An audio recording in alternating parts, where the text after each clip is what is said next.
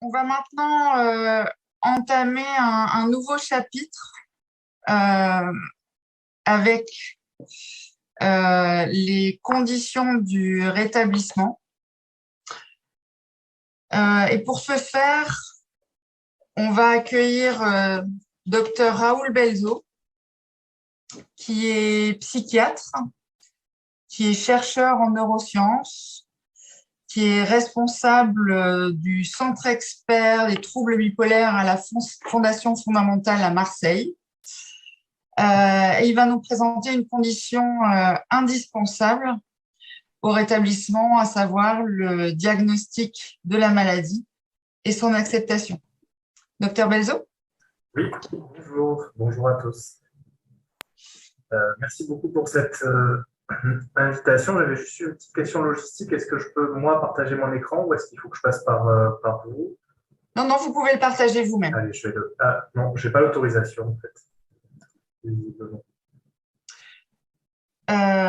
Vous n'avez pas l'autorisation. Est-ce que Antoine, vous ça y est, pouvez... c'est bon. C'est bon, ok, super, merci. C'est juste le temps de... oui, je disais juste une seconde le temps de régler ce problème-là. Merci beaucoup pour cette initiative et cette invitation. C'est très précieux pour nous d'avoir des temps d'échange et de communication de ce type-là parce que il faut pouvoir parler de ce qu'on fait, de ce qu'on propose et échanger aussi. Puis j'essaierai d'aborder aussi en quoi finalement ça a un impact sur la question. De faire des événements comme ça a un impact sur la question du diagnostic et de son acceptation. Donc, effectivement, je m'appelle Raoul Belzo, je suis psychiatre et aussi chercheur dans l'Institut de neurosciences à Marseille.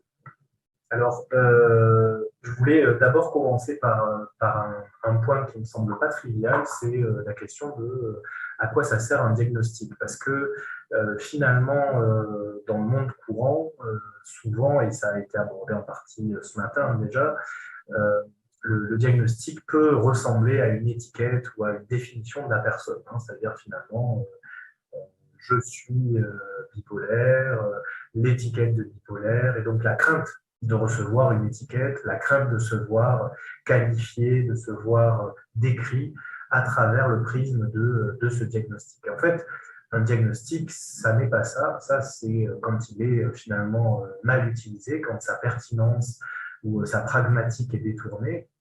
Un diagnostic, c'est pas du tout ça.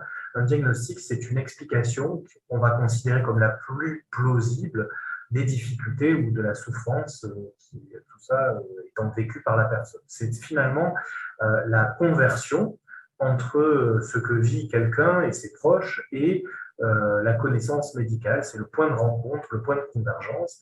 Et je dis explication la plus plausible parce que, effectivement, dans le champ de la médecine, et quel que soit le champ de la médecine, ça reste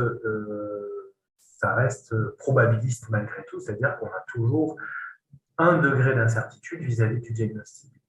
Et c'est vraiment extrêmement important de le regarder comme ça, parce que l'idée, ça n'est pas de distribuer des bons ou des mauvais points, de donner effectivement une étiquette, mais plutôt d'avoir une explication et surtout de pouvoir se servir du diagnostic comme d'outil, c'est-à-dire déterminer, un diagnostic, ça sert à déterminer une évolution des troubles, puisque quand on connaît un diagnostic, on en connaît malgré tout l'évolution théorique, l'évolution générale, quelles sont les possibilités d'évolution quand on souffre de telle ou telle pathologie, et surtout, vous me direz, proposer une stratégie de soins qui est la plus adaptée. Sans diagnostic, en gros, il n'y a pas de pronostic et il n'y a pas de stratégie thérapeutique. En fait, on peut schématiser les choses comme ça. Vous avez ici un vécu qui comprend tout ce qu'il a de spécifique, de personnel, qui interfère effectivement avec la trajectoire biographique de l'individu. Et le diagnostic va convertir ce vécu en quelque chose de effectivement beaucoup plus standardisé, de beaucoup plus reproductible et comparable d'une personne à l'autre. Et c'est parce qu'il y a ce diagnostic-là, en particulier le trouble bipolaire, mais ça pourrait être n'importe quel problème, qu'on va arriver à une conduite à tenir spécifique qui va pouvoir permettre d'améliorer les choses et le pronostic.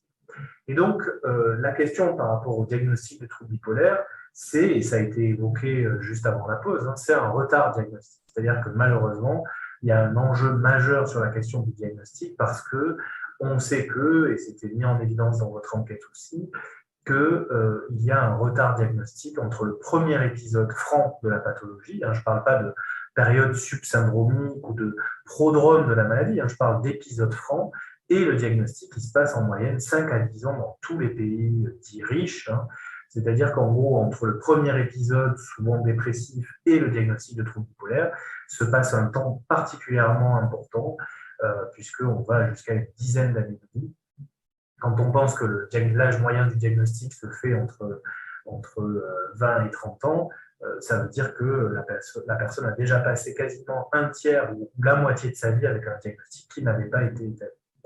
Et ce qui est très très important à avoir en tête, c'est que l'erreur diagnostique, elle se fait souvent par rapport à la question d'un trouble dépressif et éventuellement, mais plus rarement, d'un trouble anxieux. Donc le trouble bipolaire, il est souvent confondu au début de la maladie avec un trouble dépressif ou un trouble anxieux. Et ça, c'est intéressant de s'y pencher pour savoir qu'est-ce qui explique ça. Eh bien, il y a tout un tas d'explications qui ont été mises en évidence dans la littérature. La première, c'est la méconnaissance du trouble bipolaire. Et quand je dis méconnaissance, en fait, je pourrais dire méconnaissance de la part des professionnels de santé mentale, les psychiatres, les professionnels qui interviennent dans le champ de la psychiatrie, méconnaissance des autres professionnels de santé, y compris les médecins généralistes, mais aussi, et malheureusement, évidemment, méconnaissance du grand public et des autres acteurs de la société, parce que plus un trouble est mystérieux, difficile à définir et à envisager, effectivement, moins le diagnostic va être facile, y compris du côté de la société. Ensuite, il y a d'autres raisons, un peu plus spécifiques, cliniques. D'abord parce que les symptômes d'excitation, d'exaltation de l'humeur ne sont pas spontanément rapportés. Parfois, ils peuvent être vécus comme des choses relativement normales quand il s'agit d'hypomanie. Par ailleurs, on sait que les troubles bipolaires peuvent être extrêmement hétérogènes et que le diagnostic peut recouvrir des réalités tout à fait différentes en termes de sévérité, de typologie des épisodes, de fréquence des épisodes, d'alternance d'un épisode à l'autre. Et cette hétérogénéité, elle est aggravée par toutes les comorbidités qui peuvent être associées au trouble bipolaire. Vous savez sans doute qu'il y a souvent des addictions, par exemple, et que les addictions vont compliquer à la fois le pronostic de la maladie, mais d'abord le diagnostic, évidemment, parce que parfois, on va finalement surtout voir l'addiction et ne pas voir le trouble de l'humeur sous-jacent. Parfois, on met en cause la difficulté d'insight, de reconnaissance du trouble des patients, qui est aussi un facteur qui complexifie le diagnostic. Et puis, un autre facteur extrêmement important qui est souvent rapporté, c'est que les cliniciens n'osent pas le diagnostic. C'est-à-dire qu'en gros, on dit, oui, c'est peut-être un trouble bipolaire, mais je ne voudrais pas vous mettre une étiquette, changer votre vie, on verra bien, on va attendre. Et donc ça, on le voit très fréquemment, on le voit aussi quand on discute avec des confrères, de la même façon qu'on voit quand on discute avec les patients qui ont ces trajectoires de retard diagnostique. Il y a souvent une espèce de crainte à porter le diagnostic qui est clairement la stratégie diamétralement opposée à ce qui peut permettre aux patients d'aller mieux. Alors, je voulais m'attarder sur la question de la dépression, puisque je vous ai dit que c'est souvent le diagnostic qui est confondu avec le diagnostic de trouble bipolaire.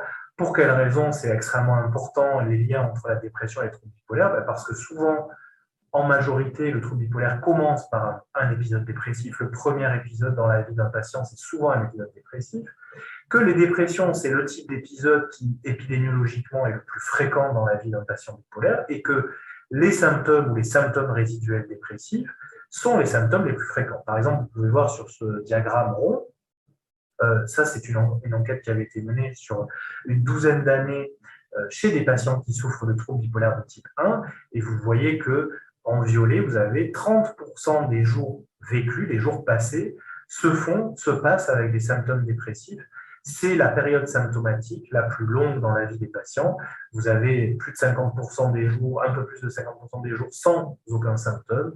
Et vous voyez que la part des symptômes mixtes ou des symptômes hypomaniaques est beaucoup plus faible que la part des symptômes dépressifs. Donc effectivement, la dépression, elle est centrale dans le trouble bipolaire, c'est un problème majeur, mais ce problème-là induit, cette réalité-là, induit une difficulté dans le diagnostic, puisqu'effectivement, ça va créer un espèce de masque qui peut faire confondre le trouble bipolaire et le trouble dépressif.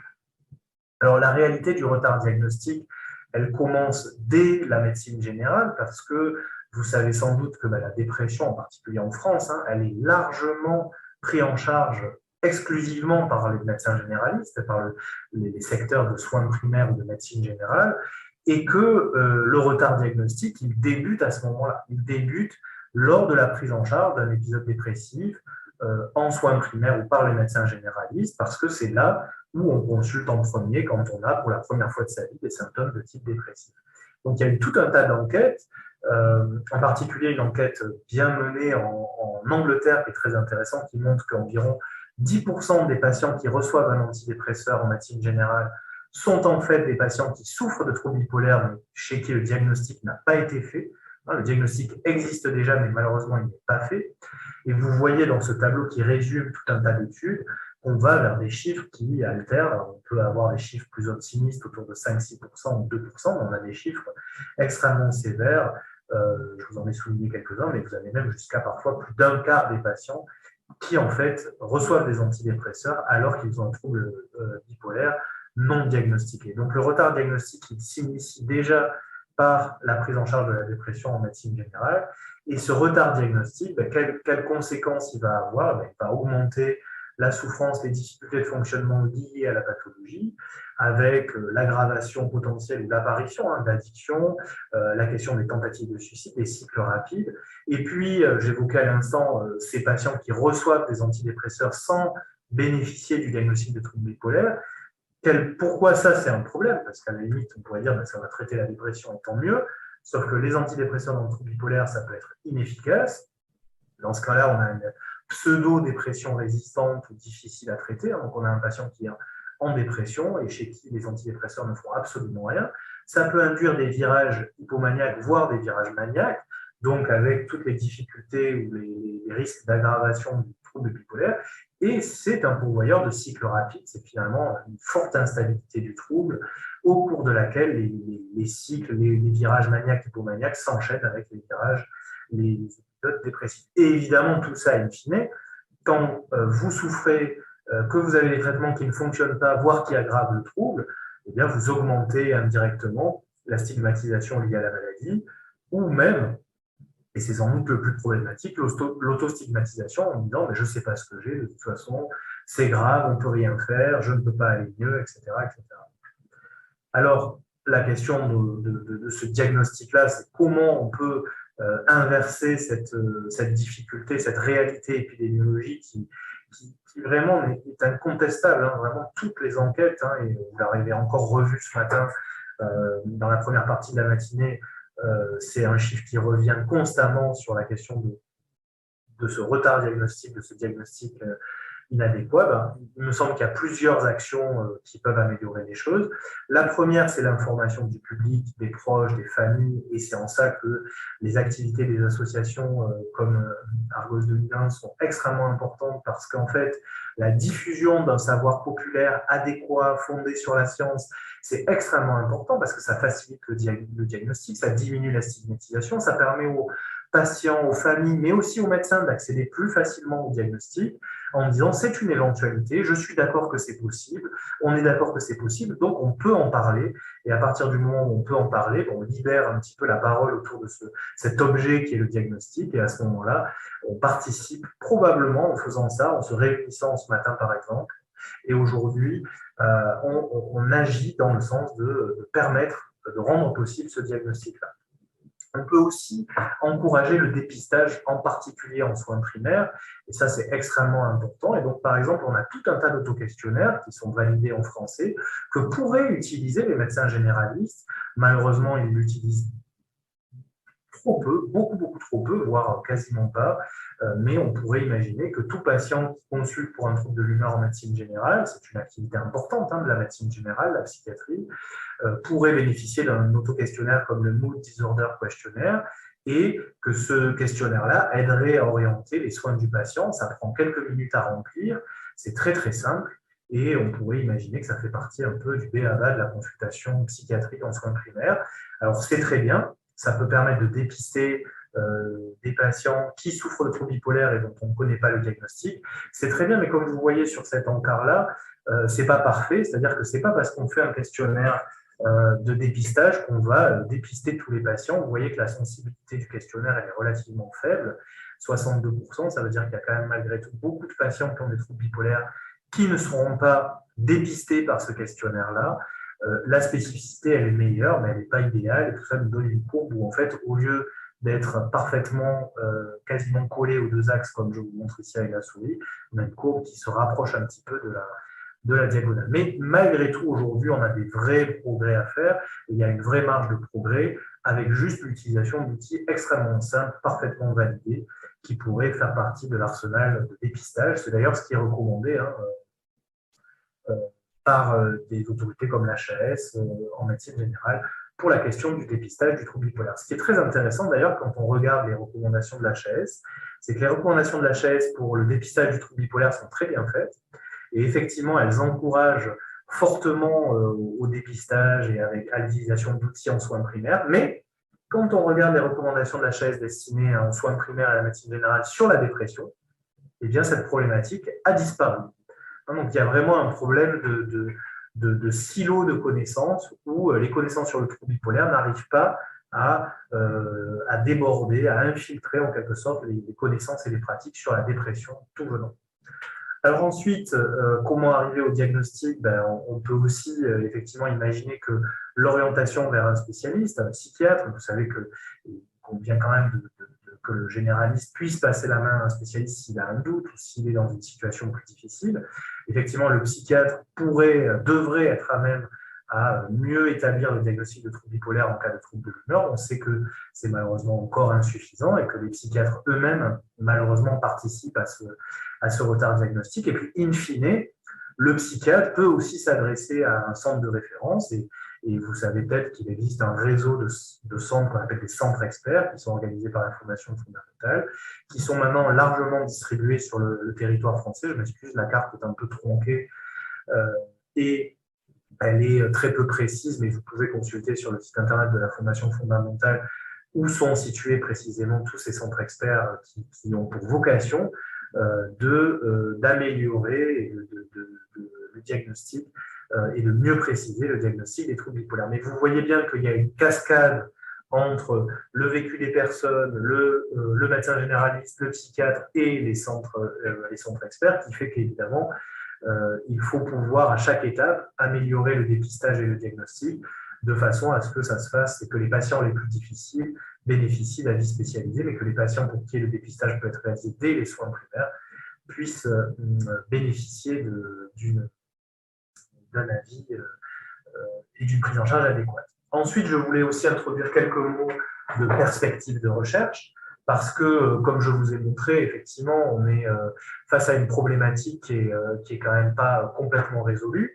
On peut améliorer le dépistage et le diagnostic de la maladie à tous les moments de la prise en charge, mais malheureusement, effectivement, on ne sera jamais infaillible cliniquement, puisque je vous ai dit que les autoquestionnaires rapides n'étaient pas parfaits dans le dépistage des troubles, qu'il faut pouvoir accéder à un psychiatre, qu'il faut pouvoir accéder à la compétence spécifique pour les diagnostics complexes, et ça a encouragé de nombreuses équipes de recherche, dont la nôtre, à travailler sur des questions de biomarqueurs, et c'est une actualité scientifique qui est foisonnante, qui parfois sort du champ strict scientifique et arrive un petit peu dans le monde commun qu'on partage tous via les médias pour dire on a peut-être un biomarqueur, on a peut-être des perspectives de développement de biomarqueurs. Donc, je voulais d'abord dire qu'aujourd'hui, il n'existe pas de commercialisation, il n'y a aucun biomarqueur dans le champ des troubles bipolaires qui bénéficient des normes permettant leur commercialisation à usage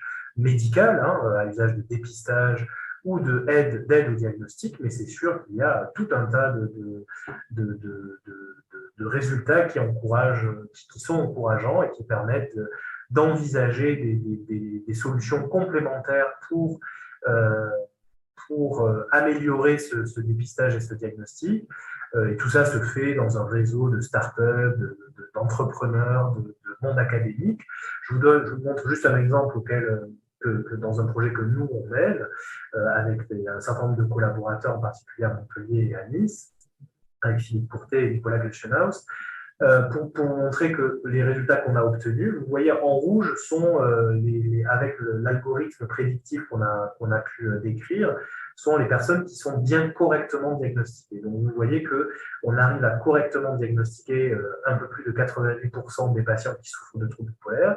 Donc ça veut dire que notre capacité discriminante est plutôt bonne quand les patients souffrent de troubles bipolaires. Par contre, vous voyez qu'on diagnostique mal les gens quand ils souffrent de troubles dépressifs majeurs. Donc on est plutôt excessif dans notre diagnostic de troubles bipolaires, mais en termes de dépistage, c'est plutôt satisfaisant. Donc ça doit s'améliorer, mais on n'est pas loin de pouvoir effectivement dépister une grande majorité des patients qui souffrent de troubles bipolaires avec de ces outils diagnostiques, si ces résultats se confirment dans de nouveaux projets, dans de nouvelles études, et si on montre que c'est pragmatique. Alors, cette recherche elle nécessite évidemment le soutien de tout le monde, et la Fondation fondamentale est un acteur important dans ce champ-là.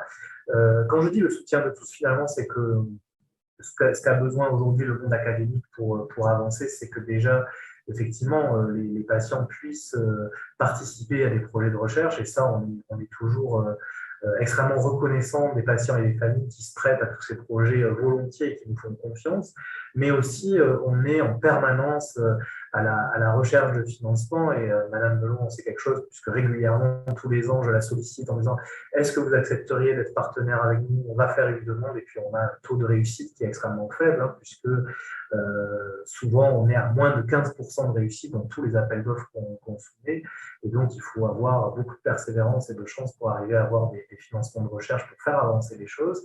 Et la Fondation fondamentale maintenant se propose aussi de chercher des mécènes, et avec Nicolas Gleichenhaus, on porte un projet par exemple qui s'appelle Bipo Vite, c'est-à-dire faire rapidement le diagnostic de troubles bipolaires pour essayer de continuer ces résultats-là. Et c'est un projet pour lequel la Fondation fondamentale cherche des mécènes privés, industriels et autres. Alors, pour revenir et terminer là-dessus, voilà à quoi ça sert le diagnostic. Effectivement, ça sert à une conduite à tenir, et c'est extrêmement important. Le diagnostic, encore une fois, ce n'est pas une étiquette, hein, ce n'est pas une condamnation où on va dire, voilà, maintenant je suis bipolaire et je vais donc souffrir de ce trouble alors que j'étais tranquille avant. Hein. C'est la transformation d'un vécu problématique en quelque chose qui peut déboucher sur une stratégie rationnelle. Et la conduite à tenir, elle va permettre d'améliorer les conditions symptomatiques, d'améliorer le vécu. Et je suis convaincu que le diagnostic, c'est aussi une première étape dans le rétablissement, dans la possibilité d'accepter les difficultés qu'on rencontre, et qu'il y a une conversion effectivement du regard entre son vécu personnel et le diagnostic clinique, mais que cette conversion du regard, elle peut avoir des vertus et être source d'amélioration.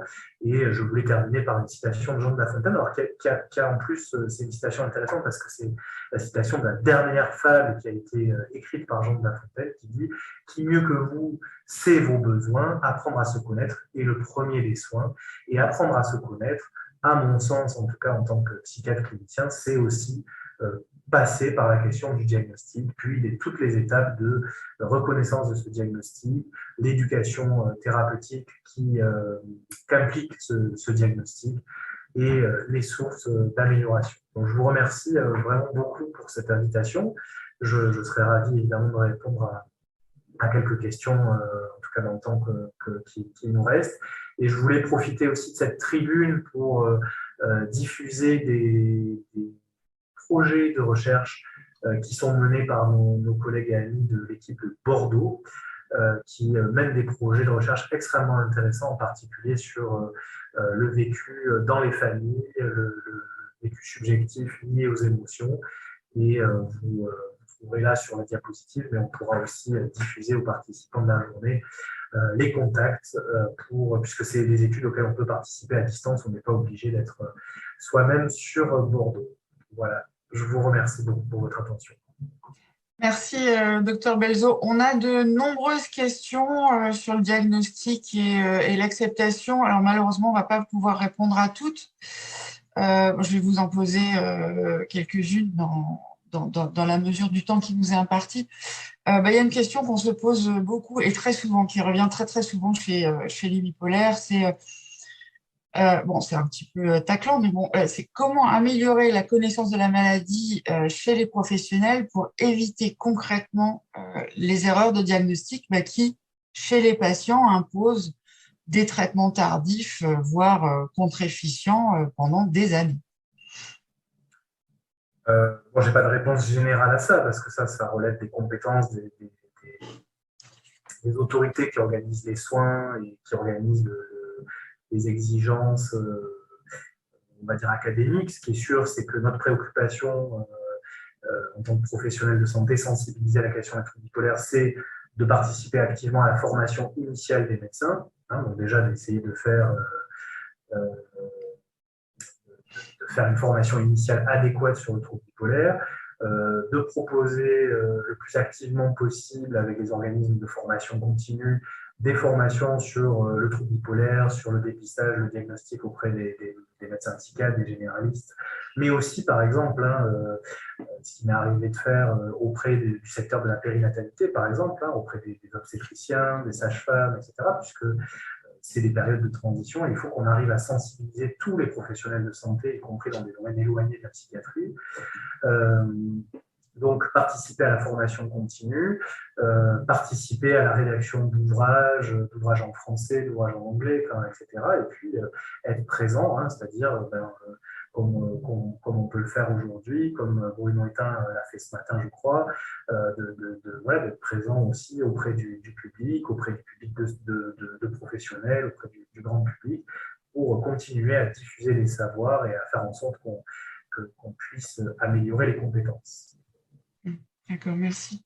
Il y a une question qu'on se pose et qu'on pose très, très souvent aussi, c'est quand un patient est dans le déni, comment son proche peut l'inciter à consulter?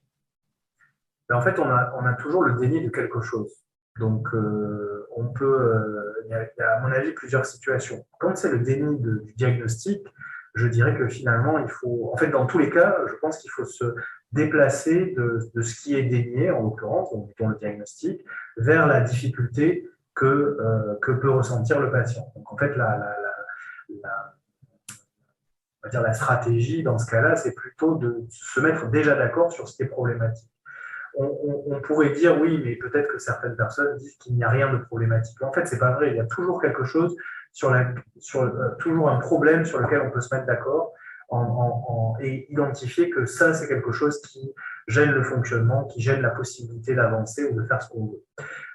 Donc, souvent, le déni, il va intervenir à une échelle plus ou moins éloignée de ce que vit le patient. Donc, il faut revenir à la base. Il faut revenir à qu'est-ce qui pose problème.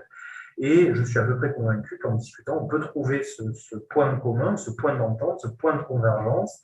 Et ce point de convergence, une fois qu'il est trouvé, c'est le début du fil qu'on peut dérouler en disant, s'il y a ça qui est problématique, peut-être qu'on peut trouver. Et puis, il y a une réalité, c'est que chacun a une temporalité et que parfois, il faut accepter qu'il y ait un temps pour métaboliser les choses, pour les intégrer, et qu'il faut respecter ce temps de réflexion et qu'on ne peut pas, quand un problème se pose, parfois tout de suite dire voilà, c'est comme ça, point, quoi. Il peut y avoir un temps nécessaire d'intégrer les choses. Après, je trouve que dans le champ des troubles de l'humeur, de toute façon, comme les symptômes sont extrêmement fluctuants, le temps va jouer en notre faveur, entre guillemets, quand on est face à une question du déni, parce que le moment où on peut converger vers l'identification du problème va finir par arriver. Mais c'est vrai que ça peut être un vrai problème. C'est vrai qu'on en parle souvent. Docteur Belzo, je vous remercie pour votre intervention pertinente et qui nous explique l'importance des premiers pas vers dans le schéma de soins et puis dans le rétablissement. Je tiens à signaler que le docteur Belzo a fait aussi quelques conférences avec Argos 2001 et vous pouvez retrouver ces conférences sur le site d'Argos et sur notre chaîne YouTube. Merci encore, docteur. Merci. Merci. revoir.